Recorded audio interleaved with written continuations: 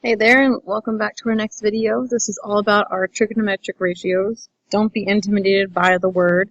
We are only really getting to the very basics of trig.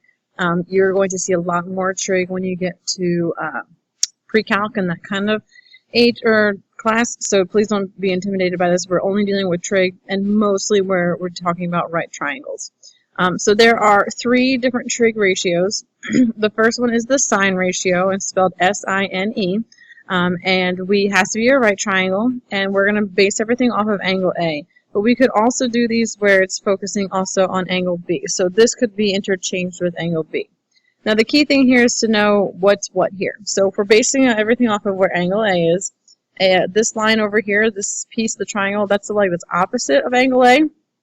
This piece right next to it, that leg is the adjacent, and the third piece is the hypotenuse. Now if I did everything with angle B, then these two would switch around. So just kind of keep that in mind. I'm going to be going through with everything with angle A, but it applies to angle B as well. So the sine ratio, and we abbreviate it using the first three letters, S-I-N, of the angle A can be found using the ratio of opposite side of angle A over the hypotenuse. So it's opposite over hypotenuse. The second one is the cosine. So this is how the full word is spelled, cosine. As you might hopefully notice, the previous one was S-I-N-E for sine. But again, we're going off of acute angle A, and so everything's based upon this. The cosine ratio is adjacent to the side to angle A over hypotenuse. So that's adjacent over hypotenuse. Then finally, we have ourselves the tangent ratio. Going back to this, the cosine is abbreviated with the first three letters as well, C-O-S. The tangent ratio is the last one, so again we have acute angle A, so everything's based upon this, still opposite adjacent hypotenuse. The tangent ratio can be found by doing the opposite side of angle A over the adjacent side to angle A. Okay, so those are the three different types. Please, those are the three you need to know, so please make sure they have been written down, and let's go through and actually apply them. Okay, so we're going to find the sine, so see how I abbreviate S-I-N, sine of S and sine of R.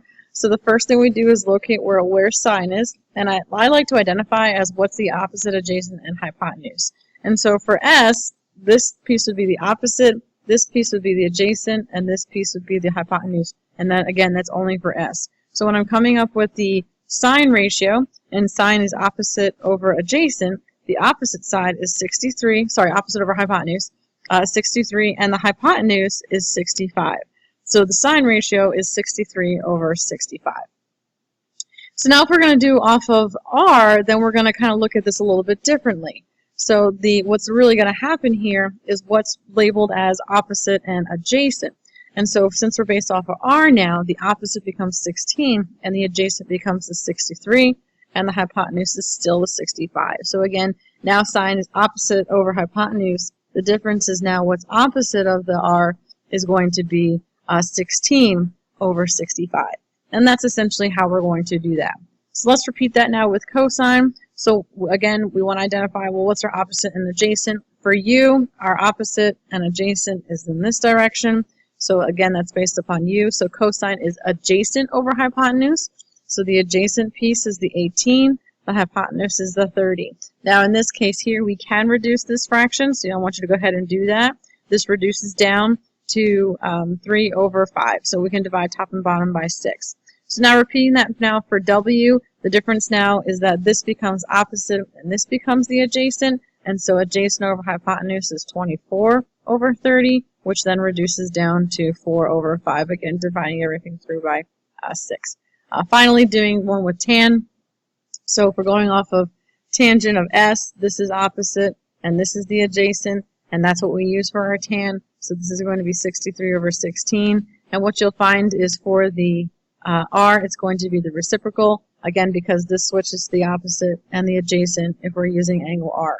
Okay, so that's how we find our ratios for our specific angles. What you're going to see in the near future in this video is we're going to actually have angle measurements. And so what we'll do is going to end up replacing those with an angle measurement opposed to a letter. Okay, so what is sine, cosine, and tangent? Just to kind of think about what's going on here. If I wanted to find sine of S, okay, then that would be 63 over 65, and we've done that in a previous video already, or slide already. Now what I want you to know is, and I know how to calculate this, you're going to learn this later on, but I know that angle S is 75.7. And so if you were to take your calculator and go to sine and type in 75.7, what you would do is when you hit the equals, it's going to be about 0.9690. But again, there's a sine button on your calculator. Some of you in your phone calculators will also have that. But if you found the sine of 75.7, it would give you this number back with a lot more numbers. Now, if I took 63 over 65 and I turn that into a decimal, I get about 0.9692. Okay, so this ratio is essentially, it will always exist for that same angle measurement. So if I had 63 over 65, no matter what, that angle is going to be about 75.7 degrees. And so that's what you're doing with these when you're coming up with those ratios. So hopefully you kind of get an understanding of where these numbers are coming from and what's the purpose of them, okay? Now the true purpose is to really come up with side lengths, and we'll get into that in just a second. So let's go ahead and pause this video, give this a try to find the sine of x and y and cosine rs and tan of s and r.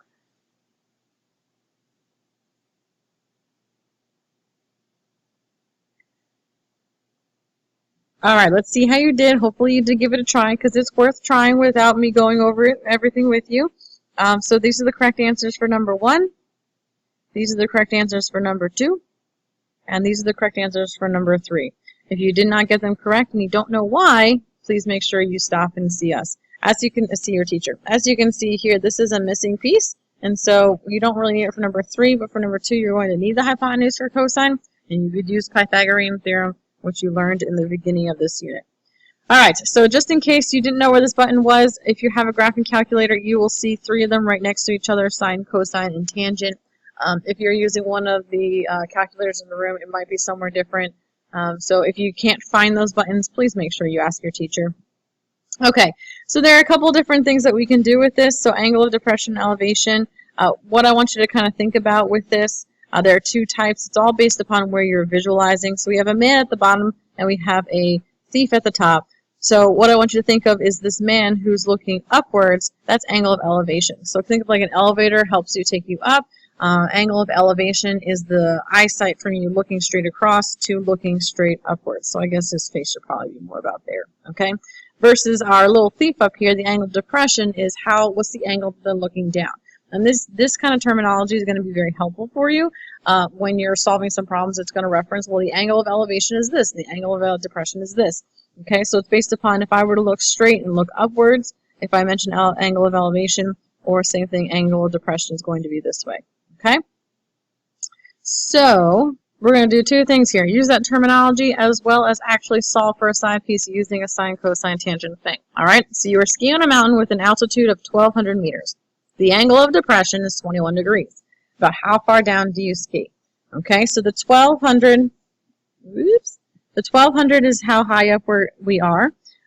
We know we are looking for the hypotenuse here, and so since we have opposite of the angle and we have the hypotenuse, we know we're going to be using our sine ratio. Okay, so this is the height that's told to us. We're 1,200 meters up.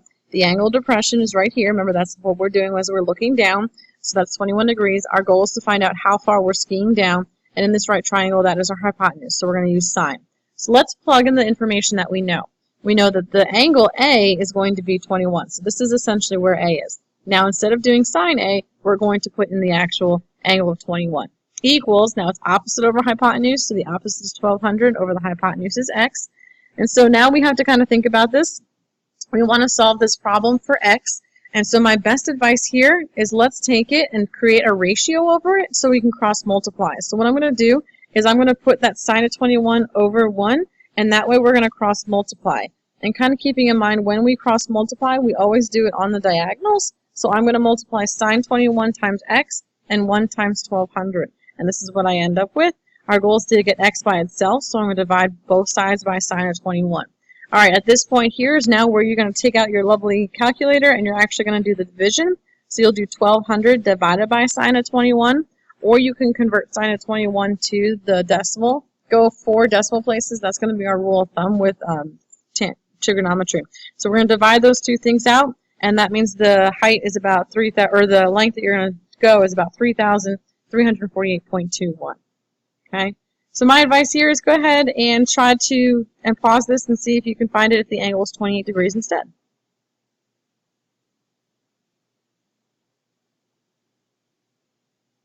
Okay, hopefully you gave this a try. If you did and you got the answer 2,556.07 feet, then you did it correctly. If not, ask your teacher how to do it. So one more example here. I would hit the pause button and try it out on your own. You're solving for x and y, which you can see are here and here, based upon what you're given here. So hit the pause button and give it a try. It is just like the previous one.